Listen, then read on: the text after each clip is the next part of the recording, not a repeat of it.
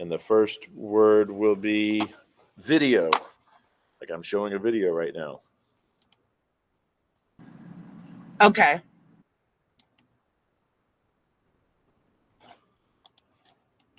And there's the C ring in the membrane. The F1 complex is outside of the membrane, while the F0 complex is embedded in the membrane. So this is ATP synthase. This is that thing at the end of cellular respiration, right? All those hydrogen ions get pumped against their concentration gradient, and then they come back down, right? They diffuse back down their concentration gradient. And I said it went through this enzyme called ATP synthase. And then I said the thing literally turns like a turbine. And this is a really good visualization of what it is. Of course, this video is a little bit more in depth than anything we covered. We didn't break it up into the F1 part versus the F0 part. We just said it's just ATP synthase. There's the stalk, including the delta and the B subunits. The alpha subunits are shown in light pink. The beta subunits are magenta. In the middle, the central stalk is rotating. The B subunit stabilizes the hexamer, which means that the hexamer can't rotate. We will now look at a rendering of known structural states and the conformational changes that are happening. The beta subunits are seen as a ribbon diagram. The ADP and inorganic... As usual, obviously ATP synthase is an enzyme, but like I was saying, as usual, this enzyme is a protein. And if you remember, sometimes proteins are made up of multiple polypeptides that fold into the right shape and they come together. And that's the case with this protein, right? This protein is not just one strand of amino acids. It's a few strands of amino acids, and those things have individually folded into their correct shape and then come together to make the whole enzyme, the whole protein. Morning.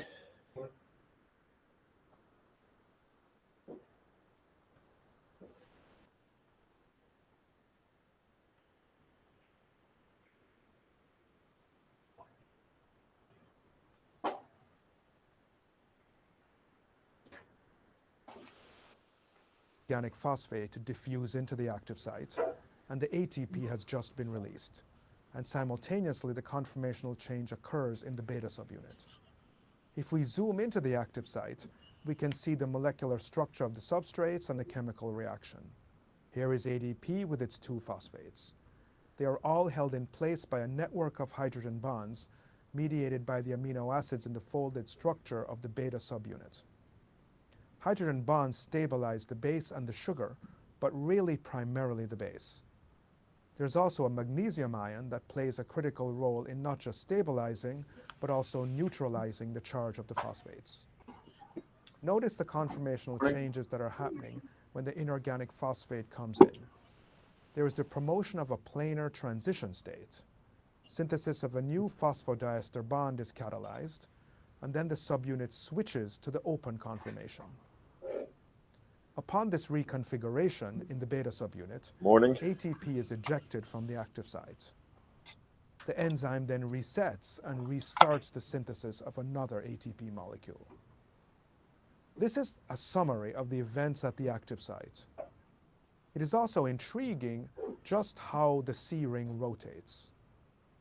We can start with the analogy of a water wheel. We can easily grasp the idea of how a water wheel rotates. It's driven by the flow of water, allowing the wooden fins to go in a particular direction. Thus, the rotation happens in a specific direction. If the water was to flow in the opposite direction, you would see rotation of the water wheel in the opposite direction. Here we see the C ring and the A subunit. We don't know the full structure of the A subunit, but we know that there's an access channel for protons on the A subunit right in the intermembrane space. And there's a separate egress channel for protons on the matrix side.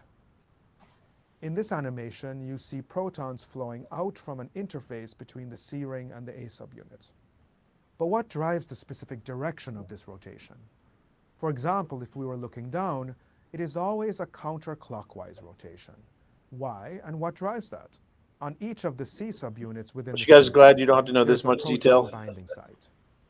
Notice the high concentration. You'll have the one question on the exam that says, which enzyme makes ATP? Flow to the lower The answer is concentration ATP on the matrix synthase. side. protons load from the So this highly is exactly concentrated how it works. intermembrane side onto the C subunits, and they are released on the matrix side where the concentration of the protons is low. But why can't protons go around the other way as well? In principle, just as in the water wheel analogy, the C ring should be able to rotate in either direction, shouldn't it? There are two interconnected reasons for this unidirectional movement. The amino acid side chains in C subunits would repel the bound proton, so that when a proton loads from the intermembrane side, the C ring cannot rotate back in the opposite direction because it is energetically unfavorable.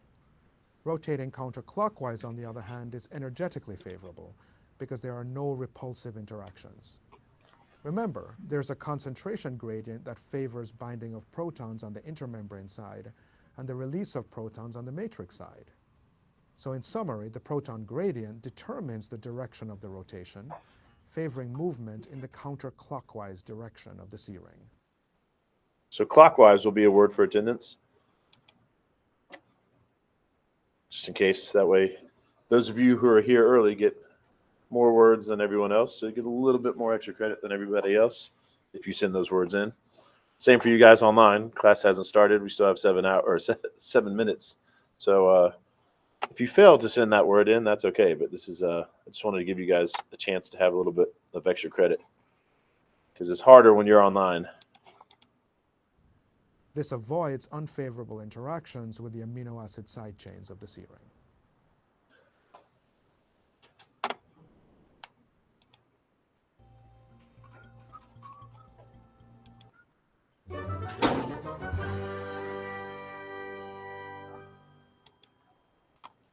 The week before the first day of my first year of teaching, well, over a decade ago, was an exciting time. It was also stressful because I'm a bit of a perfectionist.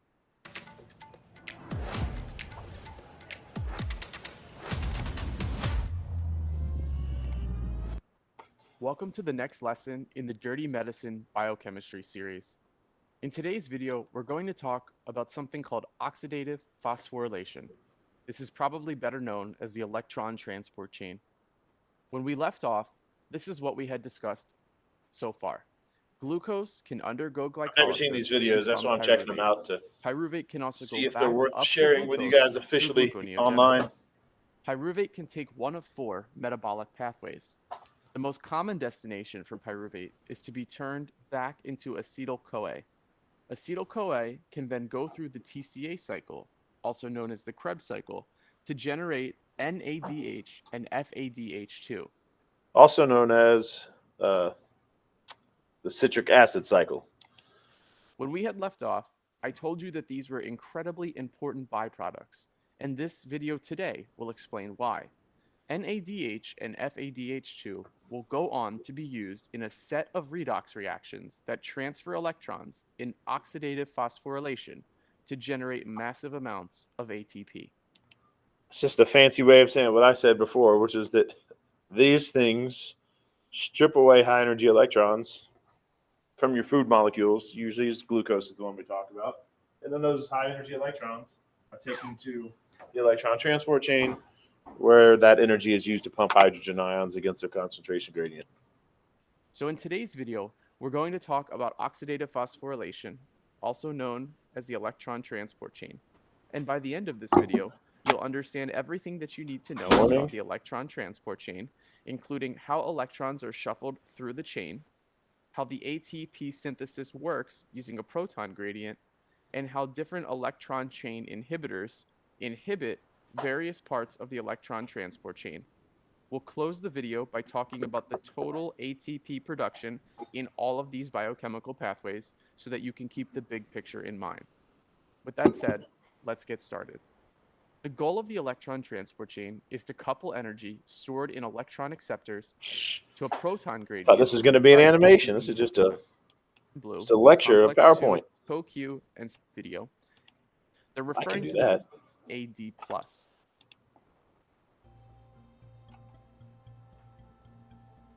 Redox centers are clusters of atoms that have different affinities for electrons based on their unique atomic configuration. Imagine this, a mild to moderate eczema treatment that helps clear skin without pills. Welcome to the next lesson in the Dirty Medicine No. Biochemistry series. In today's video, What did I miss? it is an energy are being shuffled transport chain inhibitor and look at NADH. That's just a numbers by 2 misleading to get 6 thumbnail or whatever you call it. That's all that is. It looked like there's going to be an animation. Yeah, that looks like animated to me. Redox centers are clusters Whatever. of atoms that have different affinity. This video was brought to you by my supporters on Patreon. Learn how you can make more using the energy from those very same sugars. Morning. Regardless, this happens because it's ATP synthase's job to, you guessed it, synthesize ATP. This is adenosine triphosphate. In your body and in every living thing ever, it's the currency used to move energy around a cell. Need to get something done? Pay with little ATP. You can't just plug your body into a battery or something. It takes a lot of energy to be alive, and that energy has to be mobile throughout your cells, ready to be called upon in an instant. ATP does this by freely floating around in the cytoplasm of every one of your cells until some process needs energy. And then ATP pops off one of its phosphate groups, releasing that energy and catalyzing whatever your cells need to do. Multiply that a few quadrillion times, and that's basically a few minutes of your life. Nice. But I'm getting ahead of myself. We gotta make the ATP first, and then we can use it. So how on earth are we going to pull this off? So regardless of whatever playlist you're on, the setup here is essentially the same. On one hand, we're at the end of the light-dependent reactions of photosynthesis. We've harnessed sunlight and used that energy to cram as many protons as possible into the thylakoid inside our chloroplast. On the other hand, our mitochondria have metabolized food and used that energy to cram as many protons as possible into the intermitochondrial membrane. Either way, no matter what context you're thinking about this, we've got a membrane with a huge concentration.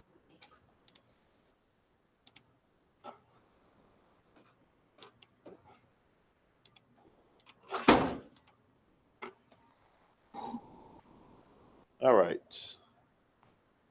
Fisher's online. Hobson is not here yet. Canterbury is here. Jones, not here yet. Kinder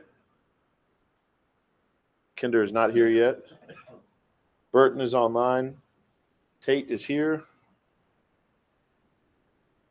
Durgan is here. Cook is here. Galloway is online. Hughes is here. Madeline is here.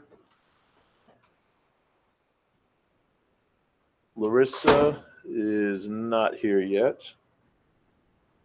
Hannah is online. Kennedy is here. Talbert is not here yet. Julia is online. Both Meltons are here. Reinhardt is not here yet. Crowder's here.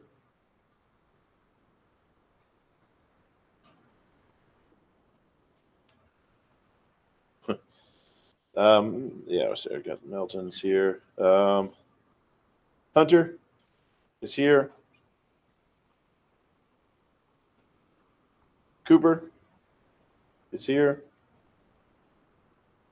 Lewis is here. Mullins is online. Andrea is not here yet. Kincaid, not here yet. Abigail is here. Zach came in. Well, it's 8:01. We'll get started. Let me actually pull this up first.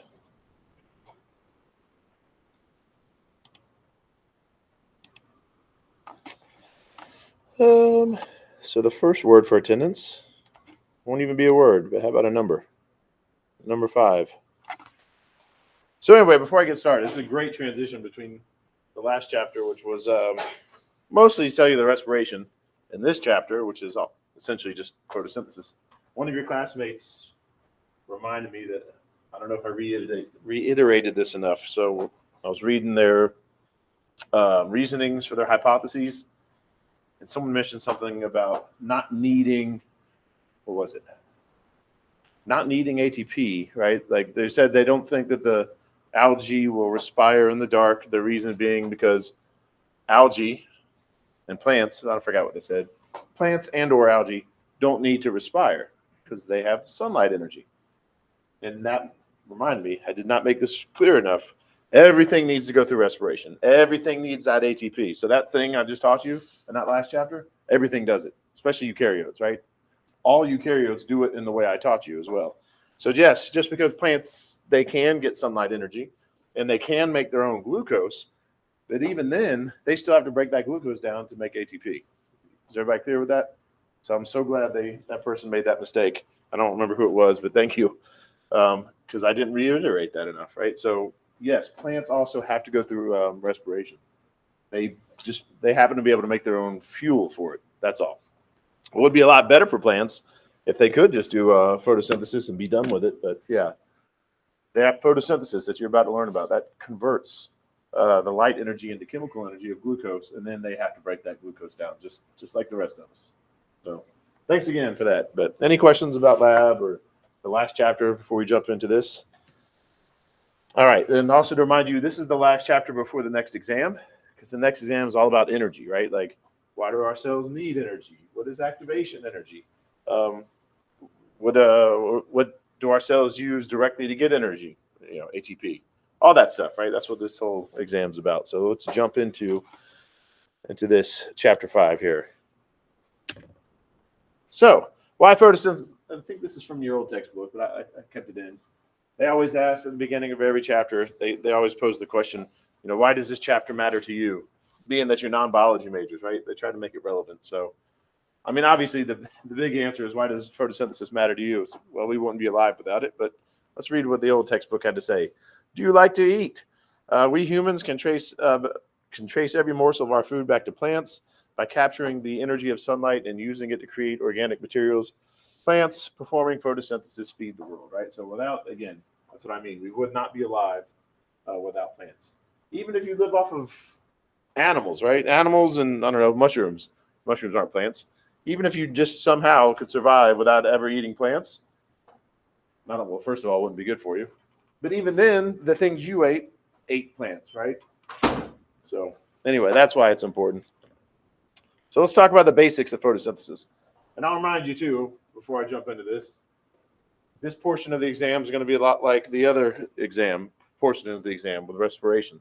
Meaning that I'm going to say, in what stage does this happen? In which stage does that happen? In which stage is this used? In which stage is that used? So keep that big picture stuff in your mind as we go through this, because that's how the exam is going to go. And just like respiration, like I said with respiration, everybody can study the way you want, but my recommendation is study the big picture and then start adding the details, right? So like speaking of cellular respiration, since we just finished it, first you should know it's glycolysis, then citric acid cycle, then electron transport chain. Once you have that memorized, then start adding the details of what happens in glycolysis, what happens in the citric acid cycle, what happens in the electron transport chain, right? Big picture first. And then finally, the last thing to say before we actually get into this, I also recommend making sure you completely understand respiration before you start studying this. Because in a sense, this is like just the reverse of respiration. So if you understand cellular respiration, that should make this easier. First of all, here we go, the basics. Photosynthesis is used by autotrophs. I probably am not going to ask you this, but what are photoautotrophs? They consist of plants, algae, and some bacteria. So basically anything that can photosynthesize, those are what we call photoautotrophs. As we've already said, as you already know, it transforms light energy into chemical energy. So once again, this is a conversion of energy from one form to another. And then we use that chemical energy, and not just the energy, but also the stuff, right? The stuff that it makes for food, clothing, wood, energy, right? Like coal used to be wood, and thousands of years later, millions of years later, it turned to coal. Anyway, actually, I might have to put a question mark. Put an X. I'm not going to ask you any of that stuff. So, any questions so far? All right. Here's some examples. This is a picture from your old textbook. So, like I said, plants you're already familiar with. You might not be familiar with all the different types of algae. And then, of course, there's some photosynthetic bacteria. Just some examples. You don't need to know any of this for the exam. I'm not going to show you a picture and say, which one of these is a kelp? All right, this is where it happens, chloroplast. So now let's just jump into it before I muddy the waters here. You do need to know what a chloroplast is. One, because I might ask you what it is. But two, because I'm going to use the word a lot, both of these words. So let's talk about it. Chloroplasts are where photosynthesis happens. This will be a test question. Someone's going to miss it. This is the big picture question, one of the biggest, and someone's still going to miss this. There's going to be a test question that says respiration happens in the blank and photosynthesis happens in the blank. Respiration happens in the mitochondria, other than glycolysis, right? Photosynthesis happens in the chloroplast. More than one person is going to miss that. I hope this is the semester someone proves me wrong, but someone's going to miss that. And that question will be worth more than the rest because, one, it's really easy, and two, it's really important. Like I said, if you don't know the big picture stuff, then all the small details don't matter. Anyway, again, this is where photosynthesis happens. What are chloroplasts? They are light-absorbing organelles, and they're found mostly in the interior cells of leaves. Not that that matters. I think probably the most important thing for you would be these two bullet points here, right? This is where photosynthesis happens. This is where it absorbs that light energy. So any questions about what chloroplast is? All right, chlorophyll. This is very simple. I'm sure you guys already know what chlorophyll is. It's green, right? It's a green pigment. What is a pigment? A pigment is a light-absorbing molecule, and this one in particular plays a central role in converting solar energy to chemical energy. So pretty simple stuff so far, right? Any questions about what chlorophyll is? All right. Stomata. I might or might not ask you what this is. I'm very rarely going to use this word, so it's really not that important because we don't dive that deep into photosynthesis. So for us, this is less important. But what are stomatas? Those are tiny pores in leaves, right? Leaves have little holes. We can't see them with our naked eye, but it's basically like their mouths almost, right? That's where they have their gas exchange. That's where they let the carbon dioxide in and the water and the oxygen out. Of course, also technically, it also needs oxygen coming in because remember, like I just said, yes, plants do photosynthesis, but what's the purpose of photosynthesis is to make glucose, right? And that's what they need. That's what they're after. They get that glucose. They break it down the same way we do in respiration. So that means they also need oxygen, right? They need oxygen to break it down. Thylakoid. I'll show you a picture of that soon. Let me see what that's about. Sorry, guys. Make sure this isn't important. I don't see anything. All right. Guess everything's okay.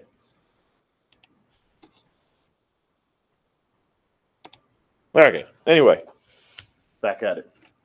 Yes. So then there's also these things called thylakoids. And again, as you probably just saw, because I went ahead a little bit too far, all of this is going to be, I'm going to show you pictures to show you all this. It'll make more sense then. But really quickly, thylakoids are the membranes inside the chloroplast where many of these reactions happen.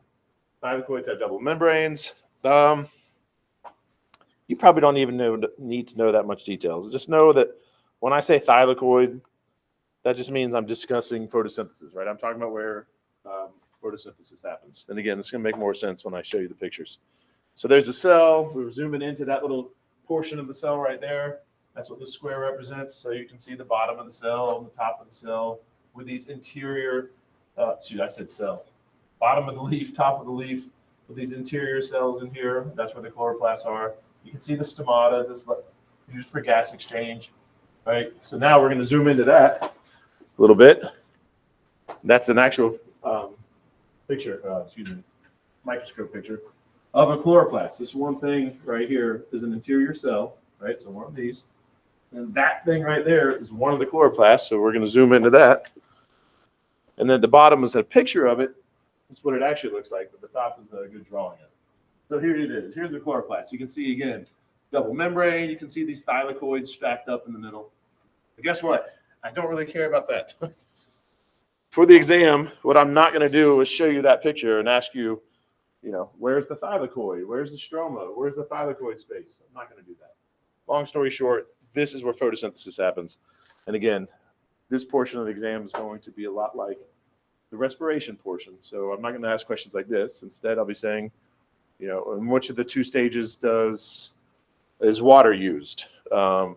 Which of the two stages is oxygen produced?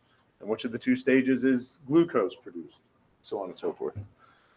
So that being said, are there any questions about this? Relatively useless information.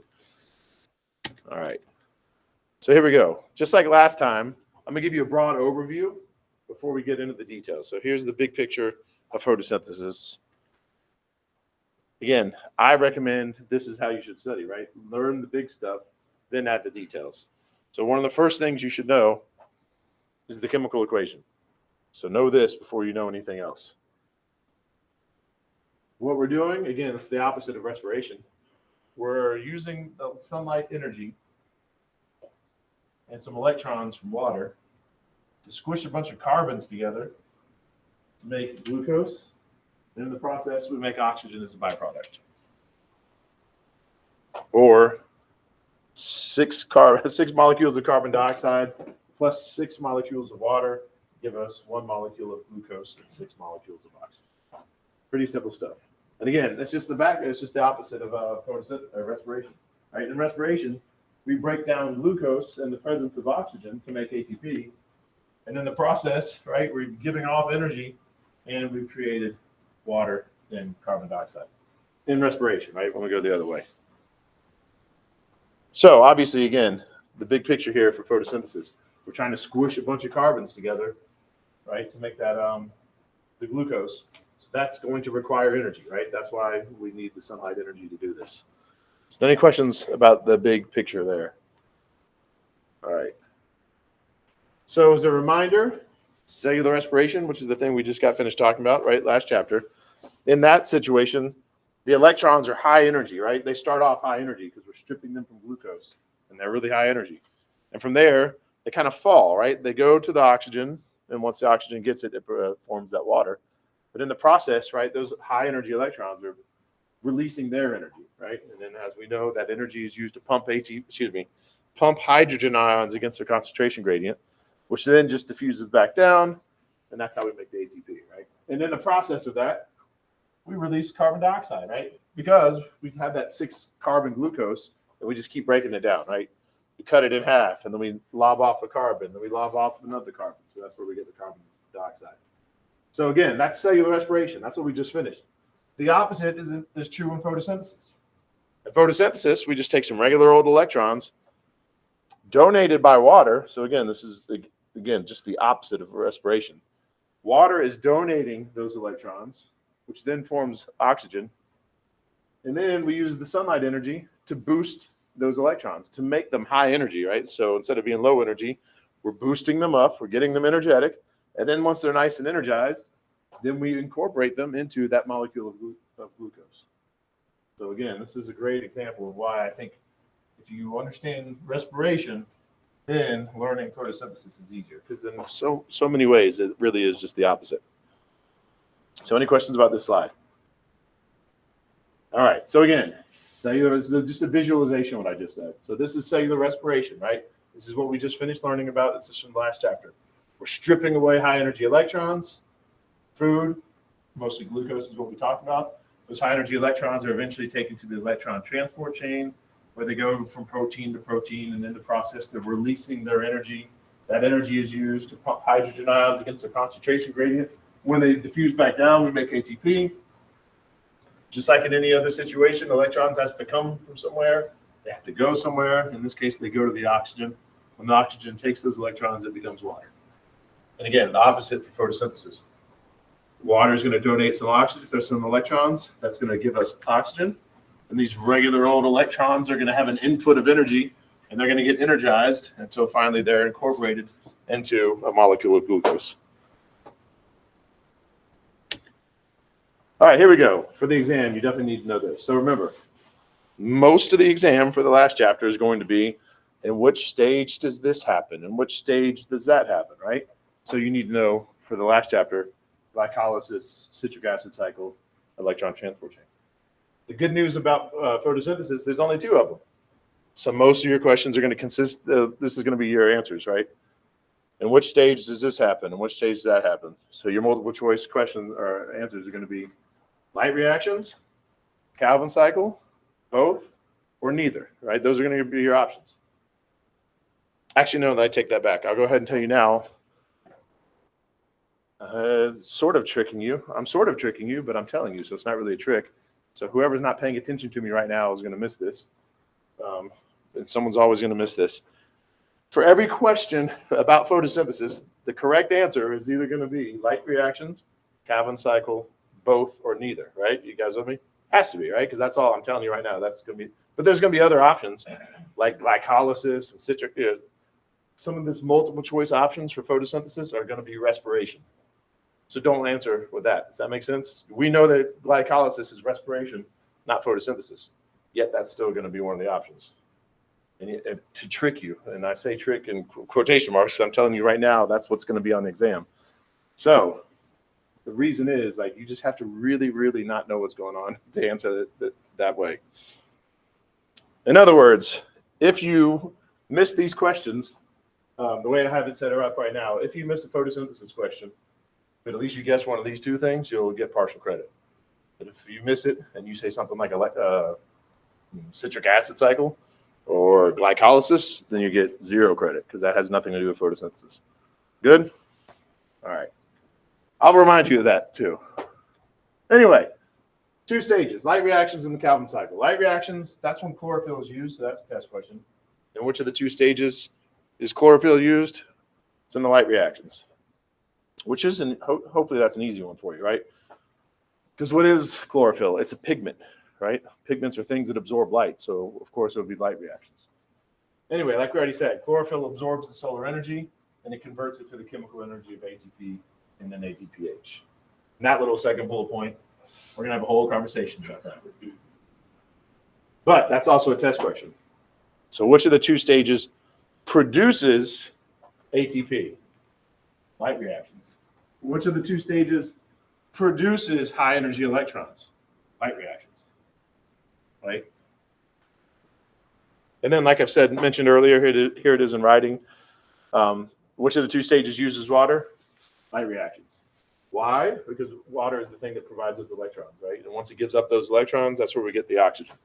So again, which of the 2 stages produces oxygen? Light reactions. Which of the 2 stages? Oh yeah, I think that's all the test questions right there.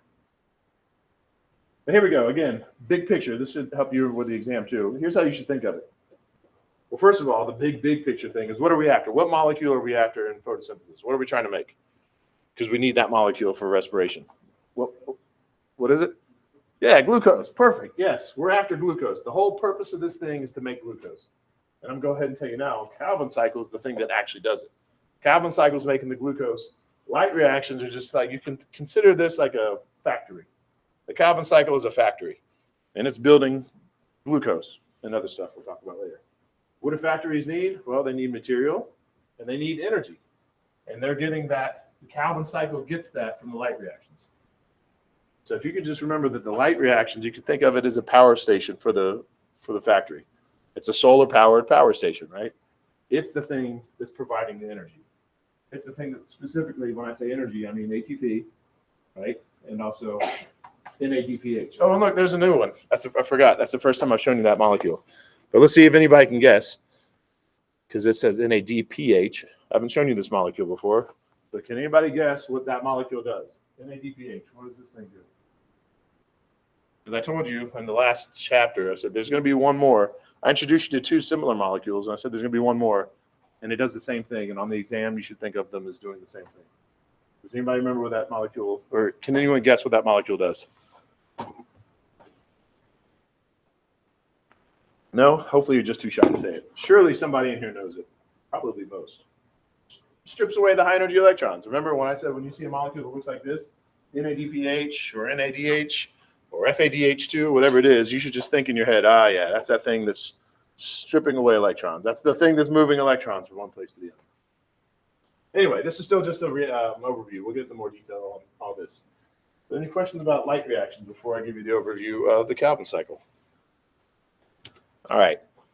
Calvin cycle, that is the thing, right? It uses the products of the light reactions to make the glucose. It's that simple. Right? Light reactions is all about that energy. It's getting energy that the Calvin cycle can use to squish a bunch of carbons together and make a molecule of glucose that has some high energy electrons in there. Right? So the ATP provides the energy to squish them together. NADPH, basically the electron bucket, if you will. Let's just bring in the electrons. So any questions about that? Let's say the next word for attendance is stage. Stage is the next word for attendance. And again, obviously, if you're here in person, you can send those in for extra credit at the end of the class. Oh, also, as a reminder, if you came in late, make sure you email me so I get you down for attendance. Anyway, here's a picture of what we're talking about. This is a picture from your old textbook. Your textbook looks a little bit different. It's the same thing, though, right? Here we're looking at a chloroplast, which again is where photosynthesis happens. Please don't miss that question on the exam. This is the chloroplast, not the mitochondria. Anyway, here we have this light energy, right? Water's giving up these electrons. And in the process of doing that, once it gives up those electrons, it becomes oxygen. Yeah, and then we have, so then we have these high energy, these electrons that were energized by light, right? Now we have high energy electrons, and then they're just stripped away, and we make ATP, right? So again, light reactions, it's all about that energy. Light reactions making ATP. Light reactions providing those high energy electrons. And in the process, it's producing oxygen because water was giving up its electrons. Then we have the Calvin cycle. Again, like I said, that's the meat and potatoes, so to speak. Calvin cycle is the thing that's making what we're after, which is the glucose, the sugar. And of course, it needs carbon to do that, right? So it gets all those carbons from the carbon dioxide, squishes them together, right? We need 6 of them because we're doing C6H12O6. It takes energy to do that, and we got that from the light reactions. Whew. So again, my recommendation for studying, and you can do it however you want because everybody is a little bit different, but for me, it worked best for me to study this big picture stuff. There's a lot of details that are not in this picture that we're going to cover later. But once you have this memorized and you feel comfortable that you understand that, then move forward and start adding some details. Like how exactly do we make the ATP? How exactly do we get those high energy electrons? And you'll find out. If you download the PowerPoint, you can watch this little animation that shows this whole process happening. I've been looking on YouTube when I get a chance. I'm trying to find some good videos to share with you, but it's been a pain. There's not that many good ones that I haven't found already. Anyway, the incorporation of carbon from air into organic compounds is something called carbon fixation. Excuse me. I'll put a question mark next to that, meaning I'm not quite sure if I'm going to ask you that or not. Pretty sure I really just want to focus on the process of photosynthesis itself, not like asking you questions about photoautotrophs or carbon fixation. Now, granted, carbon fixation is very important for life on Earth, but it's not very important for learning how photosynthesis works, or therefore not very important for this exam. This will be a little bit more important later in the semester in the last 2 chapters when we start talking about big stuff, right? Like the climate and stuff like that. But anyway, carbon fixation obviously reduces carbon dioxide in the atmosphere, right? As photosynthetic organisms are doing photosynthesis, they're taking carbon out of the air. And that's important for us, right? Because too much carbon dioxide isn't good. And part of the problem is we're cutting down trees, right? So we're killing the things that take carbon dioxide out of the atmosphere. And on top of that, we are putting more carbon dioxide in the atmosphere than what's naturally happening or would happen because we're burning fossil fuels, right? So yeah, common sense stuff. This is more of a concept for later in the semester or the Bio 108 class if you ever take that. So obviously, yeah, planting new trees is a good thing. It also should be, I should point this out too, not for the exam, but it should also be noted that without some carbon dioxide in the atmosphere, it would also be bad. Because yes, we do have global warming, which is bad. But without that carbon dioxide, it really would just be too cold. Life on Earth would be nothing like we know it now because it would be too cold. So oddly enough, as bad as extra carbon dioxide in the atmosphere could be, we also do need some of it to keep us warm. Anyway, any questions about this slide? This relatively unimportant slide as far as the exam is concerned. All right, so here we go. Here's some stuff I've talked about a little bit in last week's pre-lab lecture. So let's talk about it again. The nature of sunlight.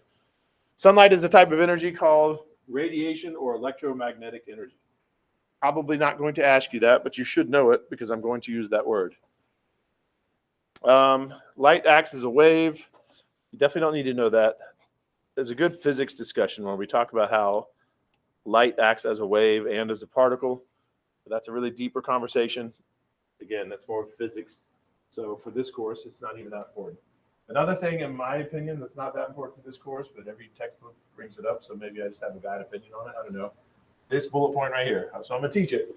The distance between the crest of two waves is called the wavelength. So you can see right here, you have this wave going. That's a wavelength, right? And the closer the wavelengths, basically the higher the energy, right? So you can see up here, the wavelengths, right? These are shorter because they're just shorter, shorter distance between them. And this is the higher energy. And then on this end, you have the lower energy. So yeah, that's the whole spectrum.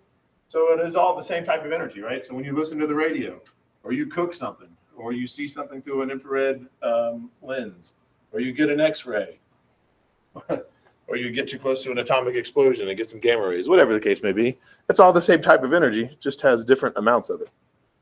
Yeah, and we can only see this part, which is an interesting independent work topic too, if you want. This is what humans see. That's visible light for humans. Not all animals see the same stuff. Animals have different eyeballs, so they see different. Sometimes they don't see all these colors, right? Sometimes they see more of these colors in between. Even some humans can see colors that the most of us can't. Some animals see things up here. Some animals see things down there, but we can look it up for independent work if you want to.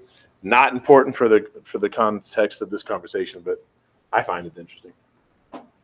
Anyway, this whole thing is called the electromagnetic spectrum. So any questions about this?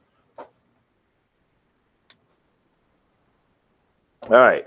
So here's the stuff I already taught you in the pre-lab lecture. Oh, speaking of which, and just a good reminder, if you were not in lab last week, you have to watch that pre-lab lecture and do the questions to be able to come to lab this week.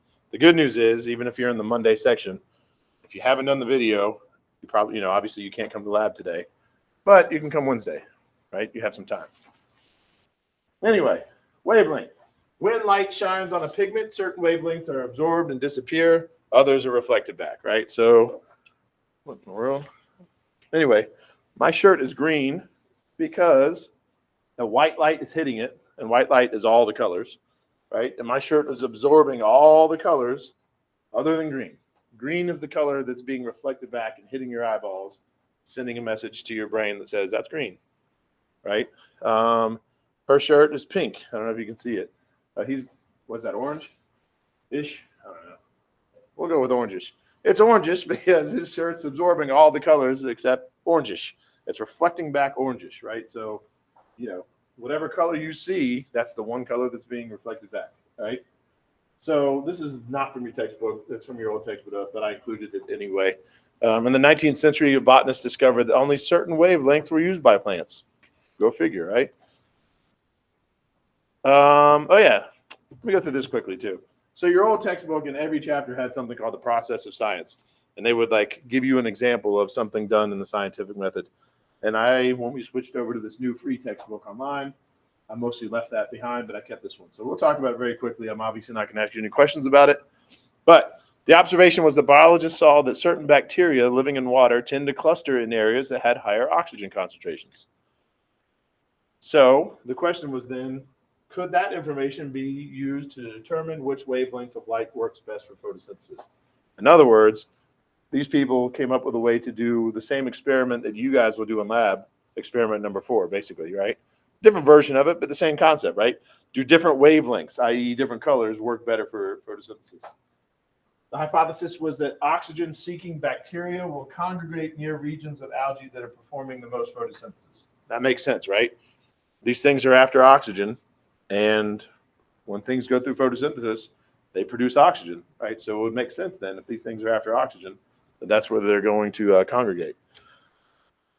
So basically what they did, I'll just show you the picture. It'll make a lot more sense than reading all this. So here we go. They had us literally a prism. They created a rainbow. They shined that rainbow onto some algae. And again, this is the parts you can see where these oxygen-loving bacteria are hanging around this part of the algae. And these other oxygen-loving bacteria were hanging around this part of the algae. But they weren't hanging around the algae that was getting yellow light and green light, which makes sense, right? Especially the green, because what color is a plant usually? Green. Why? Because it's getting hit with all the colors, and green is the one color that's being reflected back. But anyway, that's just an example. I only included it because, again, it's a lot like the experiment you're going to do in lab this week. So, any questions? All right. If you download the PowerPoint, you can see this other animation. Here we go. Let's talk about chloroplast pigments a little bit more. We've talked about them a little bit. Let's talk a little bit more about them. And I'm going to teach and introduce you to some other ones. So again, the selective absorption of light by leaves is why they appear green, right? Green light is that one color that's being poorly absorbed. It's being reflected back. That's why they appear green. I'll remind you from the last chapter when we talked about the laws of thermodynamics, energy cannot be created. It cannot be destroyed, right? It can only be converted from one form to the other. Therefore, when this plant or anything else for that matter is absorbing all this photon energy, all this energy from the light, something has to happen to it. Like, for example, how many of you have ever been outside in a sunny, hot day wearing a black shirt? What happens? Oh, temperature-wise, what happens to you? I guess what happens is a really broad question. What happens to your temperature when you're outside wearing a black shirt in the summer versus a white shirt? You get really hot, right? And I'll tell you, this is specifically important for photosynthesis, but this general concept is what's happening is black is absorbing all the colors, right? It's black because technically it's not reflecting anything back to us. So because of that, right, that's a lot of energy it's absorbing. That energy has to go somewhere. There's electrons in your shirt, right? Because you're made up of atoms. Your shirt's made up of atoms. Atoms are made up of electrons, and protons and neutrons. Anyway, those electrons get excited from the sun. And like I said in that last chapter, electrons can't stay excited. It's not a stable state. So then they drop that excitement. And in that case, they release their energy. And in that case, they release it as heat energy. So that's why you're hot. To me, that's interesting. So it's not the sun directly heating you up. What's happening is the sun is exciting the electrons in the pigments of your shirt. And then as those electrons lose their excitement, they put out that energy. Because again, the important part here, what I'm getting at, energy can't be created or destroyed, right? It can only be converted from one form to the other. Anyway, here's a picture of what we're talking about. This is from your old textbook. Sunlight is hitting the chloroplast. Sunlight is all the colors, but all the colors are absorbed other than green, right? Greenish yellow. That's what's being reflected back. So here's where it gets a little bit more complicated. And I will say this, probably, if I have any questions that make you differentiate between just chlorophyll in general versus being very specific, if I ask you any questions about these things, it'll be extra credit. Because again, 100 level course, non-biology majors, it's not really that important. But yes, so generally speaking, I'm just going to say chlorophyll, right? Chlorophyll are the pigments we're using. And in the lectures, that's the terms I'm going to use. But just so you know, it's actually a little bit more complicated than that. First of all, there's two different types of chlorophyll. And then we have something called carotenoids. And then we're going to talk about all three of these. And again, just keep in mind that if there's going to be any questions about them, they'll probably be extra credit. Chlorophyll A. That's the one that participates directly in the light reactions. And it absorbs mainly blue, violet, and red light. So that's its color. It's like a team of pigments. They all have different jobs, so to speak. They absorb different spectrums of color. And they do different jobs. So again, if I were to ask a question on the for extra credit, it would be like, which of these three directly participates in the light reactions? Chlorophyll A. Which of these three absorbs mainly blue, violet, and red light? Chlorophyll A. I also say this too. Again, if I ask questions, it would be multiple choice. Extra credit. But I would be more likely to ask you this first bullet point than this second one.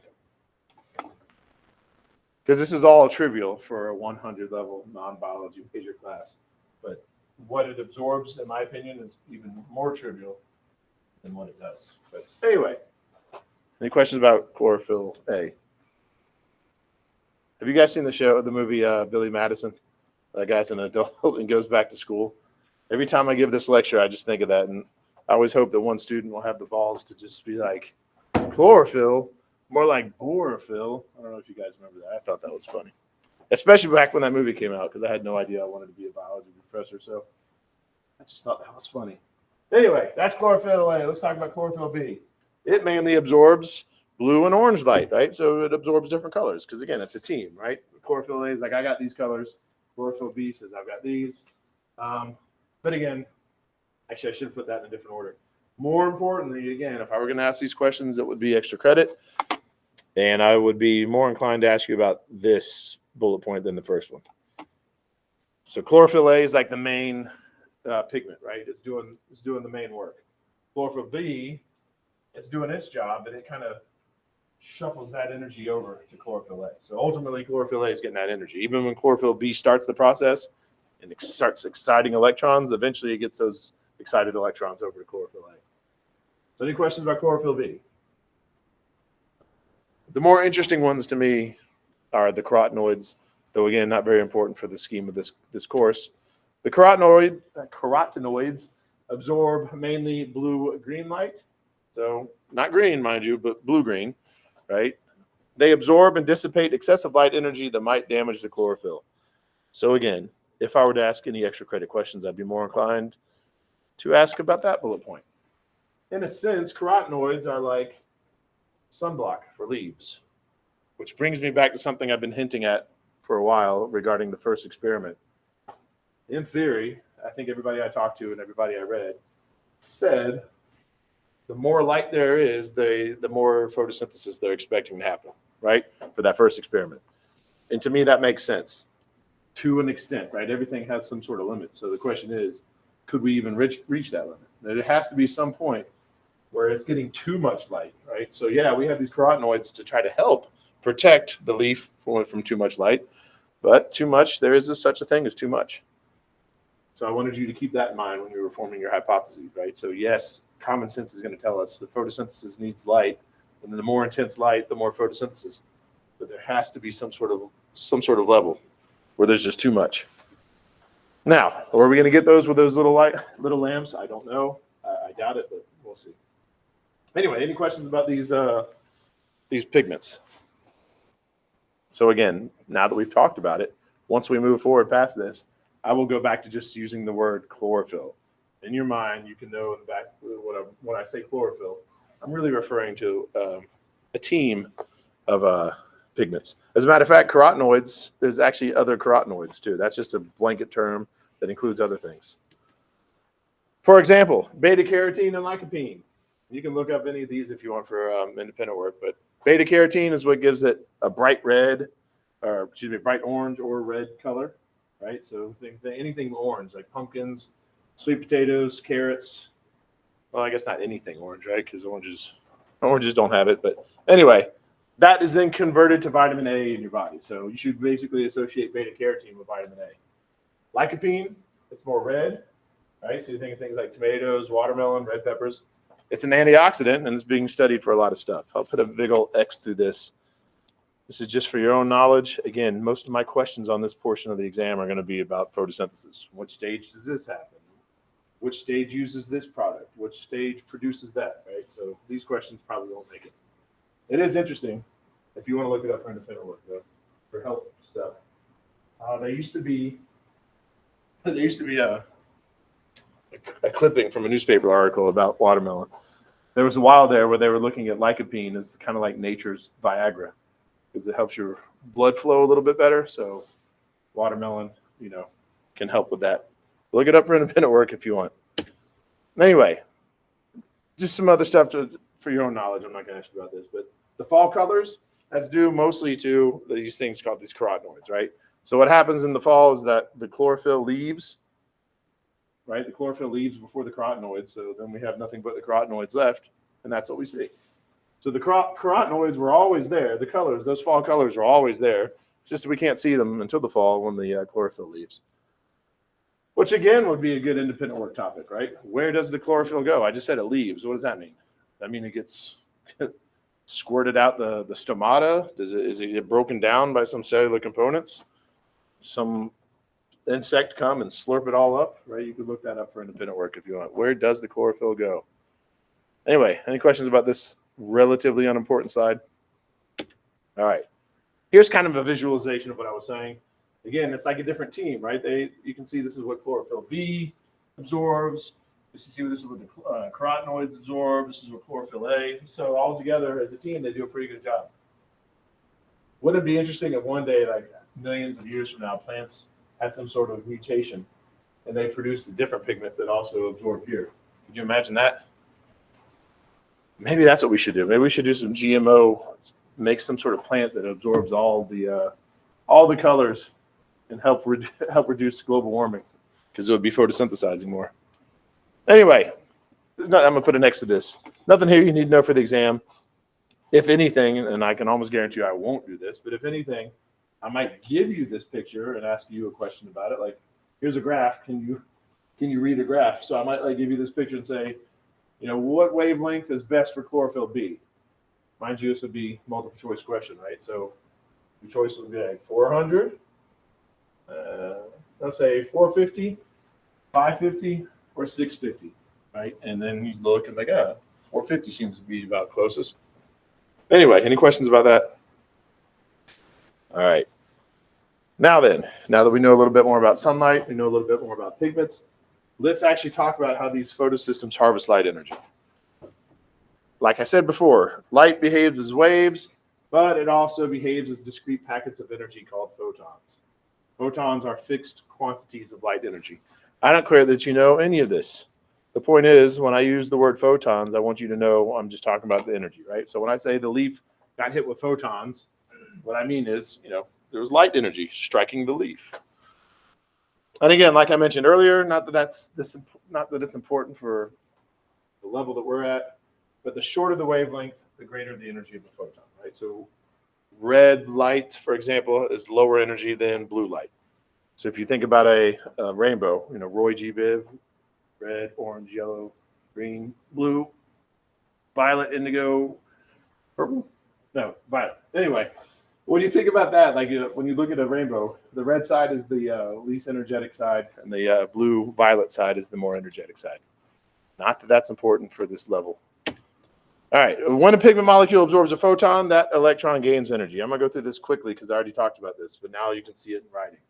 So when I was talking about your black shirt outside in a sunny day in the summer, this is what I was talking about, right? The pigments get hit with these electrons or the photons, right? That excites the electrons. The excited state is very unstable. So it usually loses that excess energy and falls back down to the non-excited state. But again, energy can't be created or destroyed. So when those electrons are losing that energy, it has to go somewhere. In this case, it's released as heat energy, right? So that heat energy would then be used to speed up the air molecules around you or your own molecules. But sometimes they release light. And I don't know why your textbook includes that, but I did too because they did. But it's really not important that, yes, sometimes electrons get excited. And when they lose that energy, that releases light. That's called fluorescence. So how many of you have ever seen a glow stick? Similar thing, right? You crack it, you're mixing chemicals. And when those chemicals get mixed, that's exciting the electrons. They can't stay excited. So what happens is they lose their excitement. And that's why it glows. And again, I don't know why your book included this because it's not important for our discussion. You could completely brain dump the fact I ever said that and understand everything I'm about to teach you. But I teach out of the book, so there you go. The next word for attendance, circle it. That's the next word for attendance. All right, moving forward. Oop, there we go. Oh yeah, this is basically what I was talking about, right? Again, electrons can't stay excited. So once they lose that excitement, they put off energy. Sometimes it's in the form of heat. Sometimes it's in the form of light. Sometimes it's used to do some work that we'll talk about when we talk about photosynthesis. All right, so inside the thylakoid membrane, these chlorophyll molecules are organized with other molecules into something called a photosystem. So I'm not going to specifically ask questions about photosystems, but I'm going to use the word, so I need you to know what it is so you know what I'm talking about when I use the word. Actually, I guess I should put a question mark through that. Anyway, so that's what a photosystem is, right? Each photosystem has a cluster of a few hundred pigment molecules. I'm certainly not going to ask you that much detail.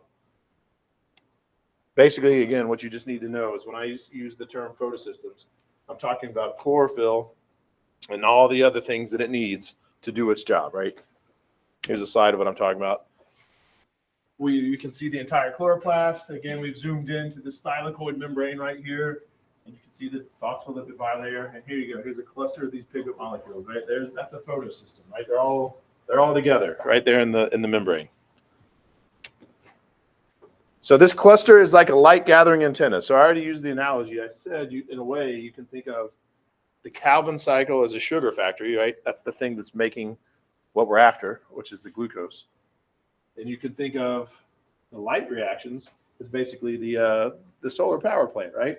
And specifically, if we're talking about that, using that analogy, when we're talking about the photosystems, that would actually be your solar panels, would be what we're talking about now, right? These photosystems are your solar panels. So what happens here is the photons strike the pigments. Again, that excites the excites the electrons.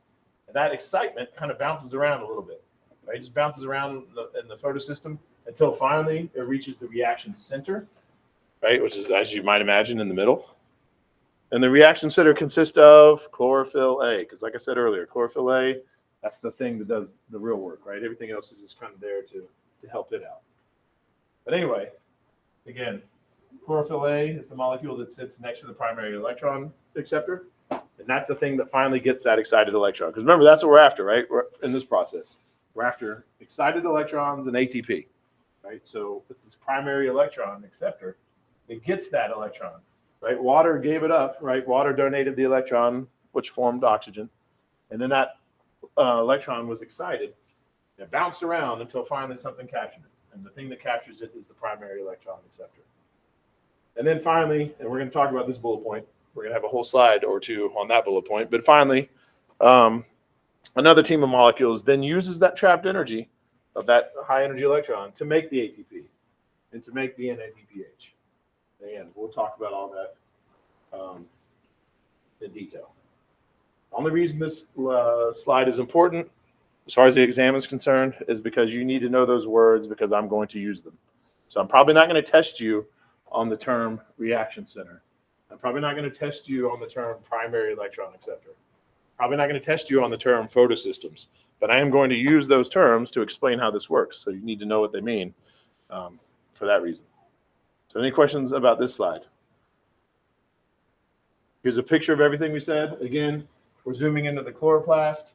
There's the thylakoid, right? Here's the photosystem right there with all the pigments, molecules. Again, like I said, a photon hits it. It excites the electrons. That excitement just kind of bounces around until finally it hits the electron,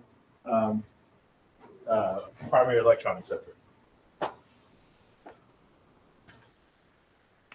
Perfect. So when we get back, we'll talk about how the light reactions do make the ATP and the high energy electrons.